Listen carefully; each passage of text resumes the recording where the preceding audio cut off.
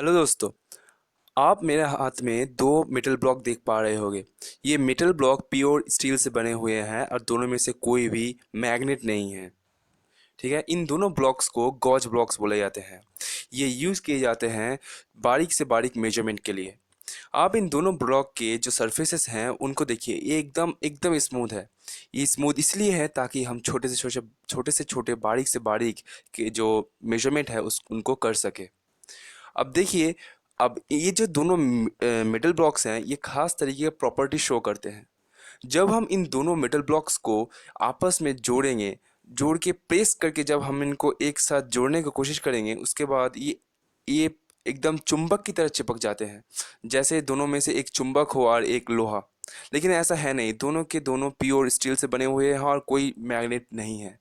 आप देख सकते हो कैसे मैं यहाँ पर दो मेटल ब्लॉक्स को एक साथ रख के और इनको मैं जोड़ने की कोशिश कर रहा हूँ प्रेशर देके। बहुत ज़्यादा प्रेशर देना पड़ता है, प्रेशर अगर कम हुआ तो नहीं होगा। प्रेशर देने के बाद जब मैं इसको जोड़ूंगा, जोड़ने के बाद देखोगे आप, ये पूरी मैग्नेट की तरह जुड़ जाती है। आप देख सकते हो, ये देखिए, अब ये जुड़ चुकी है एकदम मैग्नेट की तरह। देखिए, मैंने ना यहाँ पर जो दूसरी जो ब्लॉक्स है उसको हाथ तक नहीं लगाया, लेकिन ये जुड़ चुकी है। दोनों में से कोई भी मैग्नेट नहीं है, आपको पहले दिखाया गया है। तो ऐसा क्यों होता है? तो इसके पीछे तीन रीज़न हो सकते हैं। तो पहला जो रीज़न है वो है वैक्यूम के कारण। मतलब जब आप दो ब्लॉक्स को एक साथ जोड़ने की कोशिश करते हो, तो इन दोनों के बीच में जो एक थीन एयर की जो लेयर होती है वो हट जाती है और वैक्यूम बन जाती है। और वही वैक्यूम क्रिएट करती है बाहर का जो एयर का जो प्रेशर है, वो इन वैक्यूम के ऊपर प्रेशर क्रिएट करता है और दो ब्लॉक्स को बनाकर रखता है, एक साथ जोड़े रखता है। तो ये पहली थ्योरी है। अब देखते हैं ये थ्योरी सही है कि नहीं। तो देखिए दोस्तों, ये वैक्यूम की थ्योरी है, उसको चेक करने के लिए हमने क्या किया, हमने दो जुड़े हुए जो मेटल ब्लॉक्स थे उनको एक बकेट में रखा। उस बकेट में हमने वैक्यूम क्रिएट किया। अब वैक्यूम क्यों क्रिएट किया गया? देखो, अगर वैक्यूम कारण है इसके दोनों मेटल को जोड़ने के पीछे, तो अगर हम एयर प्रेशर को घटाकर वैक्यूम क्रिएट कर दें, तो वैक्यूम जो है वो और प्रेशर क्रिएट नहीं कर पाएगा दो ब्लॉक्स को जोड़े रखने के लिए, और दो मेटल ब्लॉक्स अलग हो जाएंगे। अब देखिए यहाँ पर, जैसे हम वैक्यूम क्रिएट करते हैं, जैसे हम प्रेशर घटाते हैं, उसके बावजूद दो मेटल ब्लॉक्स एक दूसरे से अलग नहीं हो रहे होते हैं। और इनके अलग ना होने के कारण हम ये बोल सकते हैं कि वैक्यूम की जो थ्योरी है इस फिनोमेना के पीछे, वो थ्योरी एकदम गलत है। तो वैक्यूम की वजह से दो मेटल जुड़े नहीं रह सकते। अब देखिए, हम देखते हैं दूसरी थ्योरी क्या कहती है। देखिए, दूसरी थ्योरी जो है वो ये बोलती है कि दो सरफेस के बीच में हम जब ये दो ब्लॉक्स को हाथ देते हैं, तो दोनों ब्लॉक्स के जो सरफेस हैं उनमें हमारे हाथ से निकले हुए ऑयल लग जाते हैं। यही ऑयल जो है, ये इसका जो सरफेस टेंशन है बहुत ज़्यादा होती है, इतना ज़्यादा कि दो मेटल को जोड़े रख सकता है। लेकिन क्या ये थ्योरी सच है?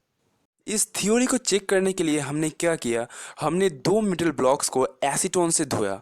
एसीटोन से धोने की वजह से दोनों के बीच में जो ऑयल था वो ऑयल अब हट चुका है। अब ऑयल हट जाने के बाद जब हम इन दोनों को ट्राई किए कि ये क्या सच में अट्रैक्ट होते हैं, तो इसके बावजूद दो मेटल ब्लॉक्स जुड़ चुके थे। तो ऑयल का थ्योरी भी अब रिजेक्ट हो चुका था। तो हमें अब तीसरा थ्योरी देखना है। तीसरा जो थ्योरी है वो है वैन फोर्स। जी हाँ, ये वही वैन फोर्स है जिस जिस चीज़ को आपने टेक्स्ट बुक में पढ़ी होगी। आज देखते हैं वो वैन फोर्स किस तरीके से ये दो मेटल ब्लॉक्स की जो जुड़ने की रीज़न है उसको समझा सकता है। वैंडरवॉल फोर्स की जो रीज़न है उसको बताने से पहले ज़रूरी है कि हम वैंडरवॉल फोर्स की जो इंट्रोडक्शन दें आपको। वैंडरवॉल फोर्स क्या है? एक्चुअली में जो हम न्यूट्रल मॉलिक्यूल देखते हैं वो न्यूट्रल इस वजह से होती है कि मॉलिक्यूल में जो पॉजिटिव चार्ज का जो सेंटर होता है और नेगेटिव चार्ज का सेंटर होता है वो एक जगह होते हैं। लेकिन ऐसा हर समय नहीं होता। एक इंस्टेंटेनियस टाइम इंटरवल में ये दोनों सेंटर एक दूसरे से अलग हो जाते हैं और उस छोटे समय में जो है वो मॉलिक्यूल डाइपोल की तरह बिहेव करते हैं। आप देख सकते हो। देखिए, वैंडरवाल्स की इफ़ेक्ट हमें इनर्ट गैस की लिक्विफिकेशन की जो मॉडल है उसमें देखने को मिलती है। जेनॉन एक जो न्यूट्रल मॉलिक्यूल है, लेकिन एक इंस्टेंट टाइम के जो इंटरवल में जेनॉन की जो इलेक्ट्रॉन्स हैं वो एक जगह डेंस हो जाती हैं, जिसकी वजह से वो डाइपोल नेचर की हो जाती है। आप देख सकते हो यहाँ पर दो जेनॉन जो कि डाइपोल हो चुकी हैं वो एक दूसरे से को अट्रैक्ट कर रही हैं, और इसी अट्रैक्शन की वजह से ये लिक्विफाइड हो सकती हैं। और यही थ्योरी हमको ये जो फिनोमेना है जो हमने देखा मेटल के बीच में, इस फिनोमेना को समझने में हमको हेल्प करेगी। चलिए देखते हैं किस तरीके से हेल्प करती है। देखिए, जब हम दो ब्लॉक्स को एक दूसरे के साथ जब हम स्लाइड करके उनको जब हम जोड़ने की कोशिश करते हैं, उसी दौरान उसी इंस्टेंटेनियस टाइम में जो मॉलिक्यूल्स होते हैं, जो एटम्स होते हैं, वो ब्लॉक्स के वो इंड्यूस्ड हो जाते हैं और वो डाइपोल क्रिएट कर देते हैं, और यही डाइपोल जो है एक दूसरे को अट्रैक्ट करके रखती है।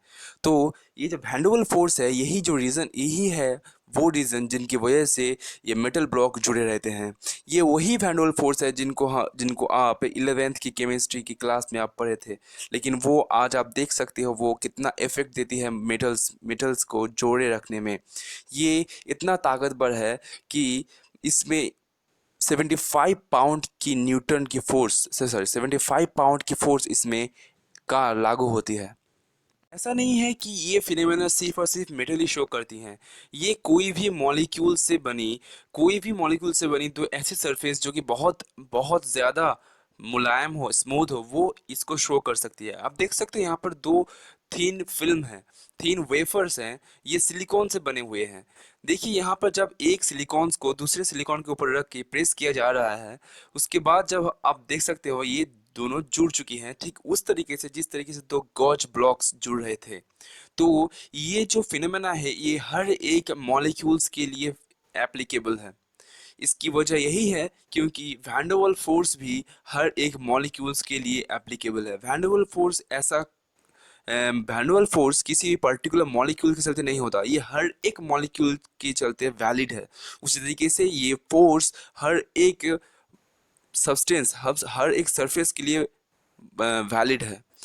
बस कंडीशन यही रहना चाहिए कि मॉलिक्यूल्स जो सॉरी सरफेस जो है वो सरफेस स्मूथ होनी चाहिए। ये जो फोर्स है, इन फोर्स को बोलते हैं रिंगिंग फोर्स। ये जो फोर्स है इनको हम रिंगिंग फोर्स बोलते हैं। और ये तो ऐसी अच्छी अच्छी जानकारी के लिए आप हमारे चैनल को सब्सक्राइब कीजिए और बेल आइकन दबा दीजिएगा, जिसकी मदद से आप फ्यूचर में ऐसे साइंस की जो ऐसे अनोखी जो फेनोमेनन्स है और उसके रीज़न है आपको पता चलती रहेगी। तो आज के लिए इतना, बाय।